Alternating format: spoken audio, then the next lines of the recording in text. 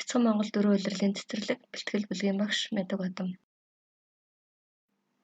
Сайн байцгаана уу хүүхдүүдээ. Орчны тэмдэг тэмдэглэгийг мэдүүлэх, ашиглах хичээлээр замын хөдөлгөөнд зөв оролцох тухай орно.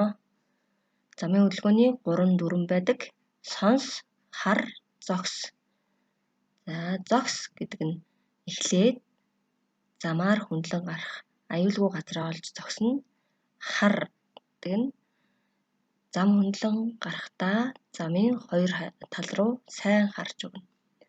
Сонс ойртон ирж буюу машины чимээг сайн сонс.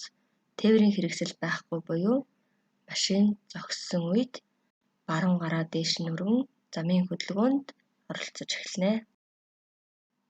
Хүүхдүүд маань зам хөндлөн гарахдаа зөвхөн насан турш хүмүүстэй гарахдаа зөвхөн явган үний гарцаар буюу цагаан гарцаар гарна. Шагаан шугамар. Энэ бол гэрлэн тохио. Явган зорчигч аль гэрлээр гарах ёстой вэ хүүхдүүдээ аав ээжтэй хэлж өгөөрэй.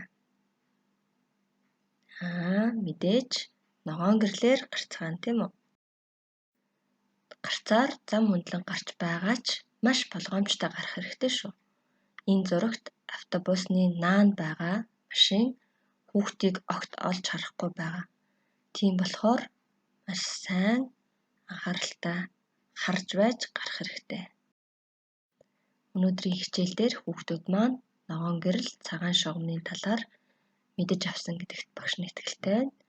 Анхаарал хандуулсан баярлалаа. Баяртай. Дараагийн хичээлээр дахин уулзцгаая.